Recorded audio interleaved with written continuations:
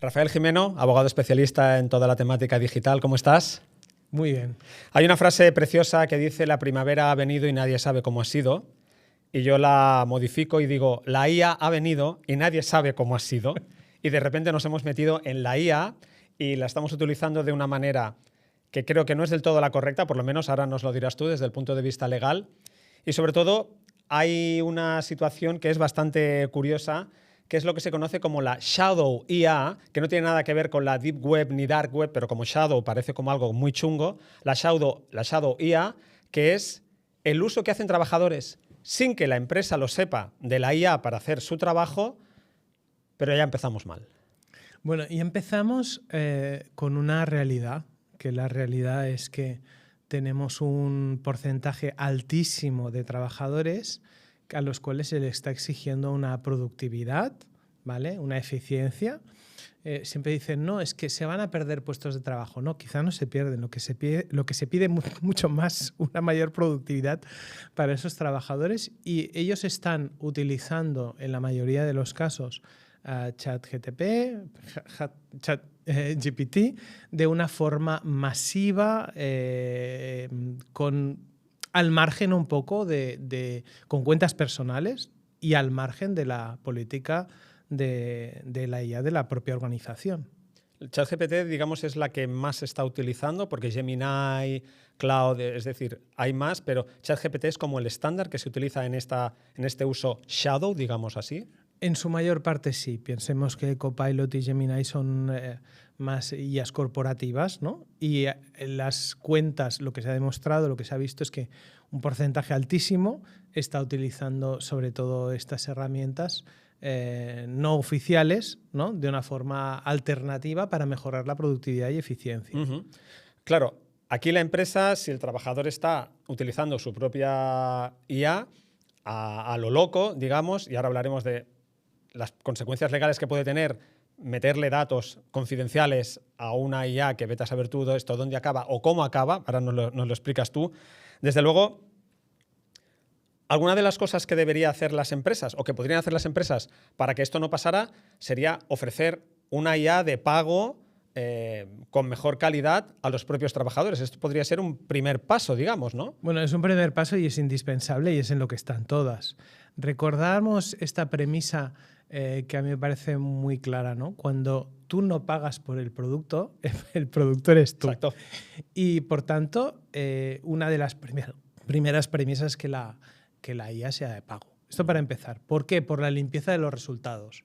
Te están diciendo, oye, si no estás pagando, estos resultados probablemente no sean tan limpios como deberían ser. Por tanto, una primera premisa es esa, sin duda. Luego, desde luego, las empresas tendrían que ofrecer una formación en IA, en la IA concreta. No es lo mismo la IA de Deloitte que la IA de un estudio de comunicación o la IA de una empresa que hace import-export, ¿no? O sea, formación en la IA, en lo que es la IA y en concreto en la empresa, lo que sirve a la empresa. Bueno, en eso están, ¿eh? La mayor parte de las compañías están viendo que no estamos hablando de un hype, estamos hablando de un cambio no tecnológico, sino que se habla mucho del cambio de infraestructura, ¿no? O sea, que realmente es un cambio de paradigma equiparable a la llegada de Internet, sí, ¿vale?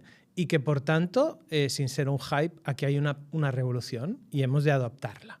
Yo lo que digo es que no podemos mirarla ella con recelo, la hemos de mirar de una forma diferente, adaptándonos a ella en aras a la productividad y también a la gestión de riesgos, que algunos hay que correrlos. Exacto. Lo que no tenemos es que entender que hay riesgo cero. Con la IA, igual que con Internet, te podía meter un virus no sé quién y se acabó. Es decir, el riesgo cero no existe. ¿Vale? Y por tanto, aquí en las fases de riesgo de apartarlo, adaptarlo, traspasarlo y, ¿por qué no?, asumirlo.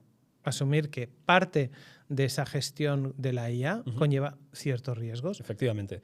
Ciertos riesgos.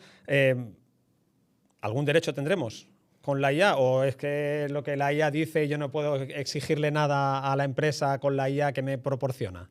Nosotros hemos clasificado los 4 derechos en 4 derechos que tienen los trabajadores frente a la IA. Un primero es el derecho a la no discriminación, un proceso de selección de personal que tenga, por ejemplo, en la IA una selección por edad, y si no es un requisito indispensable para ese puesto de trabajo, podría vulnerar el principio de igualdad. Un segundo es el derecho a la transparencia. Yo tengo derecho a saber qué IA se está utilizando y cuáles son los parámetros de esa IA y cómo está funcionando. Un tercer derecho es el derecho a la no decisión automatizada de algoritmos sin intervención humana, ¿vale? Con lo cual no se puede someter a un trabajador con un proceso algorítmico sin ni siquiera una intervención para una toma de decisiones ni elaboración de perfiles sin su consentimiento. Y también hay una cuarta que es muy interesante, que es la no determinación de las emociones. Es decir, que la IA no pueda establecerse procesos de valoración emocional en el puesto de trabajo, ¿vale? Luego hay cosas como conductas prohibidas, como la previsión de cibercrimen o segmentaciones masivas biométricas, que esto es algo que hay que controlar. La IA en determinados países está llegando a hacer clasificaciones sociales en función de comportamientos, ¿vale? Hay países asiáticos que la están aplicando. Y después, a mí me gusta pensar en la película esta de Minority Report, sí, ¿no? Donde hay el precrimen, ¿no? Precrimen. En que en función de la conducta puedes saber qué teóricamente va a ocurrir. Entonces, teniendo 1000 salvedades, estamos ante escenarios un poco de este tipo, ¿no? Pueden llegar a darse, ¿no? Pueden llegar a darse, pero también es cierto, y en esto quiero romper una lanza en favor del reglamento de la IA, porque hay una normativa que regula la IA, y en el sentido de que se dice, bueno, es que Europa está limitando, ¿no?, el desarrollo normativo, el desarrollo tecnológico. Si ves las prohibiciones, me parece que la prohibición de que una IA pueda intuir que vas a cometer un crimen parece razonable, parece ¿no? razonable, ¿no? O que las vigilancias biométricas masivas, excepto en determinadas cuestiones policiales, pues pueden tener su dificultad de entendimiento cultural y sociológica de Europa, ¿no? Que es diferente realmente. Exacto. Pero me parecen muy exageradas algunas de las críticas que se han hecho. Y por primera vez tenemos un reglamento que intuye algunos desarrollos normativos que nunca han pasado.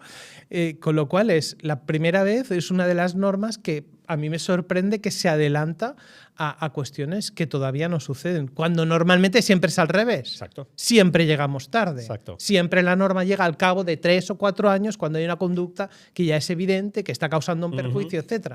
Tenemos ese ritmo, ese slow motion político, ¿no?, en los desarrollos legislativos, y por una vez que se adelantan, ¿no?, pues lo criticamos. Cuidado con las prohibiciones, porque me parecen muchas de sentido común.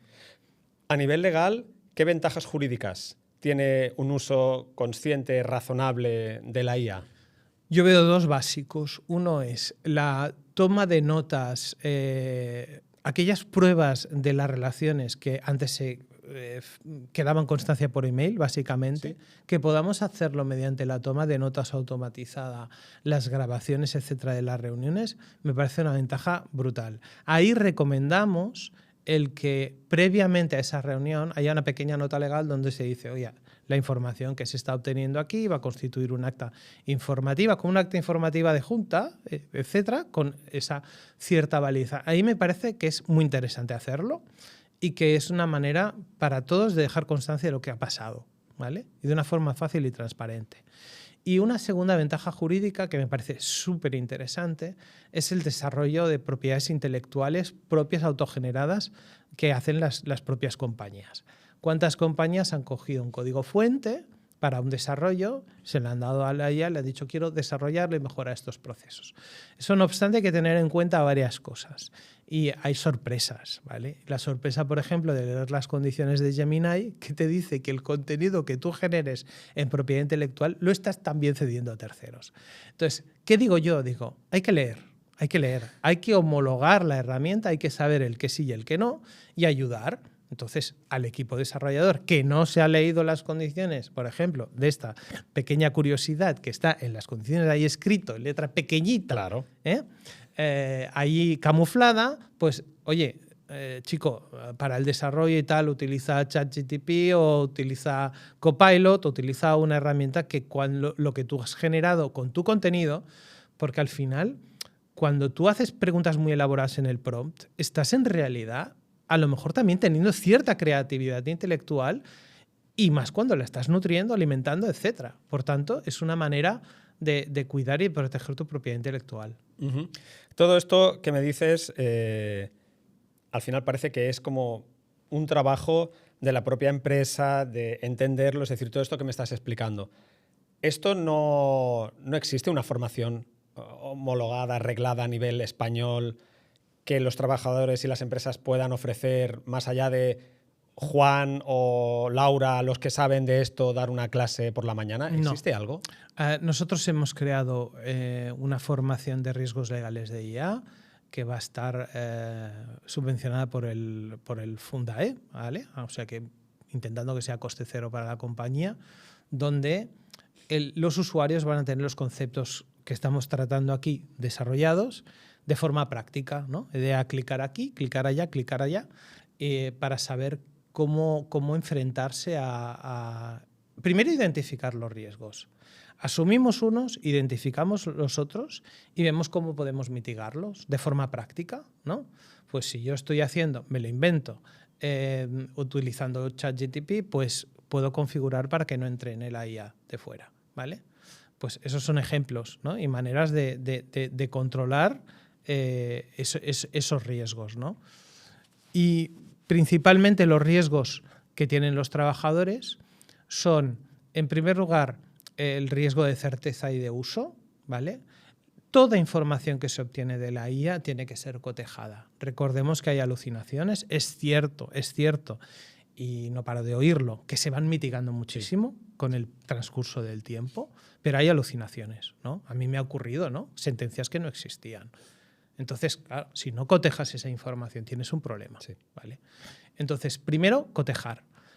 Tanto el uso como la certeza de la información que se obtiene. Segundo gran caballo de batalla, la confidencialidad. Se han filtrado informaciones de ChatGPT en Google mismo. Esto es absolutamente impresentable. Entonces, hay fórmulas fáciles. Primero, configura la herramienta para que no entrene la propia IA. Segundo, haz copy-paste sacando datos personales, sacando el nombre de la empresa, y haz lo que quieras, traducciones, prompts elaborados, etc. Pero no lo tengas con esa información allí.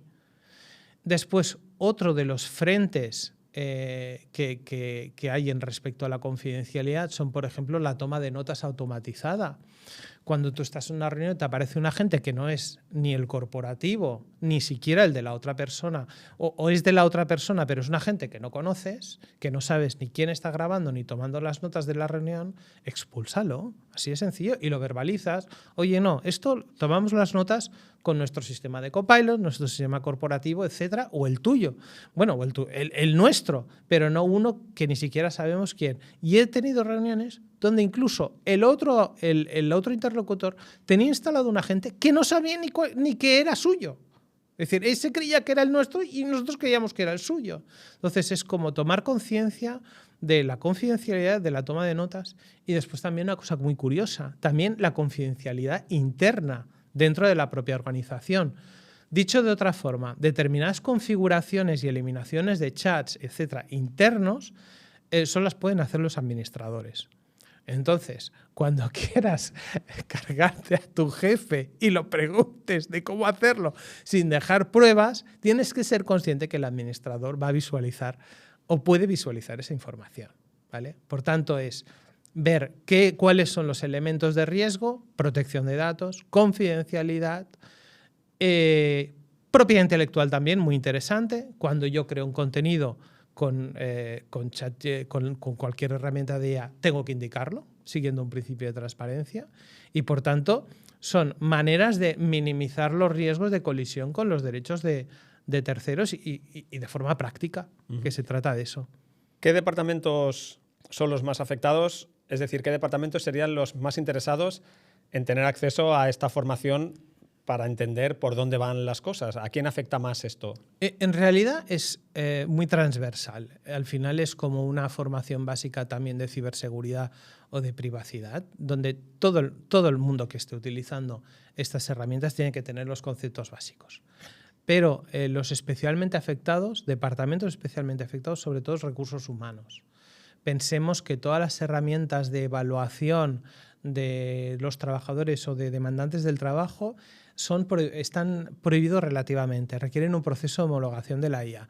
¿Yo qué me estoy encontrando? Estoy encontrando en las empresas que están llegando empresas especializadas en IA con herramientas muy transversales que también están tocando estos temas y no lo están valorando de forma diferente, con lo cual te dicen, yo te hago todo esto.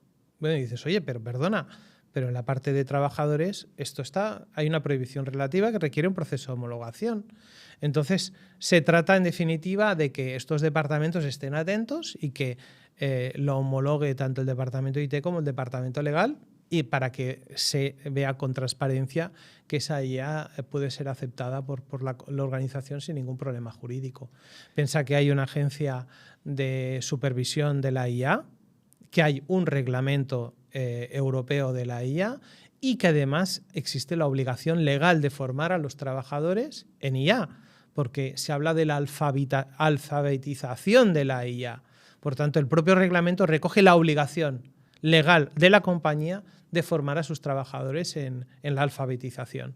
Y esto es parte de la alfabetización. No solo el conocer qué hacer y cómo producir mejor, sino también saber cuáles son los riesgos y cómo los puedo mitigar. Y perdona que te diga otra cosa. Lo que hemos hablado antes también, el riesgo hay una parte de riesgo que tiene que ser aceptado. En aras a la productividad. Como tantas cosas en la vida, ¿vale? Como coger un coche para ir a un sitio. Pues hay que asumirlo. Claro. Pero veamos cuáles sí y cuáles no. Exacto.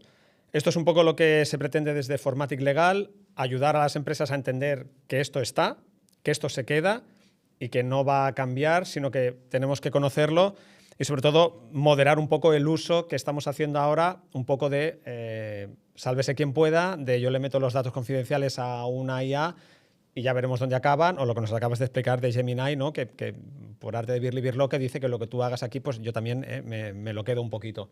Para acabar esta conversación, ¿qué película o qué novela retrata mejor la pinta que tiene esto en un futuro cercano? No sabemos dentro de 50 años, pero en un futuro cercano, ¿por dónde vamos? La IA yo creo que va a ser un agente que vamos a tener ahí siempre, ¿vale?